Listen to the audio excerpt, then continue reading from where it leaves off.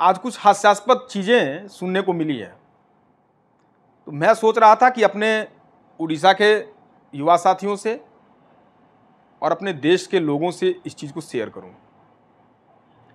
देश के प्रधानमंत्री कल कुछ बोल रहे थे, शायद वो नाम उनके जुबान पर कैसे आया वो बहुत बरस लग गई। वो कहते हैं ना, एक बड़ा अच्छा गाना था कि हुजूर आते आते बड़ी देर कर दी। तो बताओ, प्रधानमंत्री जी कह रहे हैं कि अडानी और अंबानी कांग्रेस पार्टी को फंड कर रहे हैं, वो भी टेम्पो से। अरे बैलगाड़ी बोल लेते प्रधानमंत्री जी, दिक्कत क्या रही थी? आप तो बोल सकते हो, चूंकि आप तो कहते हो कि इंटायर पॉलिटिकल साइंस में हो, आप मास्टर डिग्री लेकर के, तो आप बोल सकते हो, आपके लिए क्षम्य है। लेकिन मैं आज बात करूंगा उन युवाओं के बारे में जिनको नीट के एग्जाम में पेपर लीक होने के कारण तकरीबन 24 लाख युवा, जिनका भविष्य अंधकार में धकेलने का काम किया है इन्होंने। इस जघन्य पाप को इस देश का युवा माफ कैसे करेगा, मैं तो वो देख रहा हूं, मैं वो सोच रहा हूं। प्रधानमंत्री जी की बातें अब तो लोग सुनते भी कम हैं, क्योंकि उनको पता है वही घिसी पीटी बातें होती है।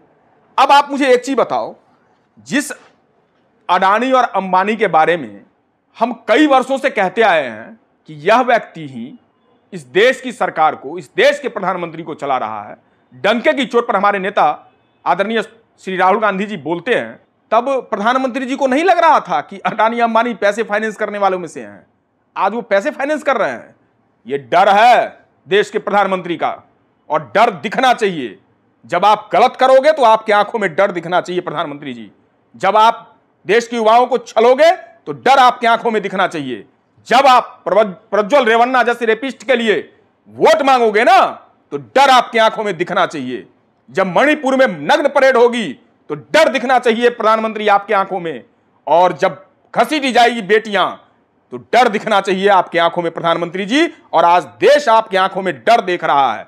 राहुल जी तो कहते हैं हमारे कि डरो मत, लेकिन किसके लिए, किसके लिए संबोधन है ये? देश के अंतिम पायदान पर खड़े जो हमारे भाई हैं, जो दलित, शोषित, वंचित, पिछड़े हैं, अल्पसंख्यक समुदाय से हैं, सामान्य वर्ग में भी ऐसे लोग हैं जो अंतिम पायदान पे हैं। राहुल जी उनको कहते हैं कि डरो मत। लेकिन प्रधानमंत्री जी, आप इतने डर गए, इतने हताश हो गए। अभी तो 3 फेज हुआ है, 4 और बाकी है। हाँ, एक बात की तकलीफ है। मैं देख रहा था 7 मई को चुनाव के दरमियान भारतीय जनता पार्टी का एक प्रत्याशी अपनी पत्नी को वोट डालता हुआ देख रहा है। 2 बातें क्लियर होती है इससे। चुनाव आयोग गहरी निंद्रा में सोया हुआ है, कुछ समझ ही नहीं है उसको। और दूसरी जो सबसे बड़ी बात मैं आपको, उड़ीसा के भाइयों बहनों, आपको बताता हूं, देश के लोगों को बताता हूं कि जब भाजपा के प्रत्याशी को अपनी धर्म पत्नी पे ही यकीन नहीं है कि वो उसको वोट करेगी कि नहीं करेगी, और क्यों करे, क्यों करे? 400 का सिलेंडर था 2014 में, मोदी जी ने 1100 कर दिया। नोटबंदी करवा के जो हमारी मां बहनों ने पाई पाई जोड़ के रखा था, उसको छीनने का काम किया। तो अब मातृशक्ति भी जागृत हो चुकी है। आधी आबादी ने ठान लिया है कि मोदी जी झोरा उठाइए, घर जाइए। 73 की उम्र हो गई है। 73 की उम्र में आप प्रधानमंत्री बनने को बेचैन हो।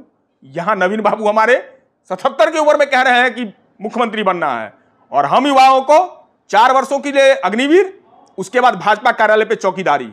अमित शाह का बेटा एलबीडब्ल्यू का फुल फॉर्म नहीं जानता तो वो तो बन जाए बीसीसीआई का सेक्रेटरी, और हमारा भाई मेहनतकश, ईमानदार, पढ़ा लिखा, वो करे चौकीदारी।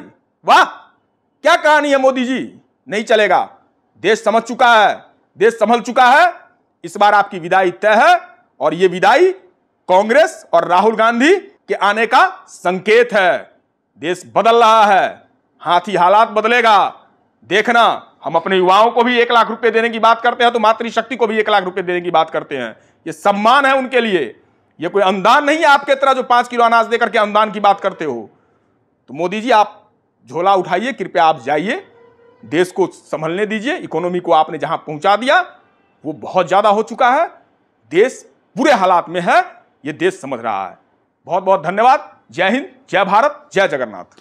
हेलो 10th एग्जामिनीज, आपण माने एमटी एक स्कूल खोजुचंती कि जोंठी इंटीग्रेटेड कोचिंग पाई परिबे, तेबे टीएससी गुरुकुले जोग दियंतु, जा एकेडमिक लर्निंग पार्टनर फिजिक्स वाला सहित अनुमोदित। कॉल 9438782020।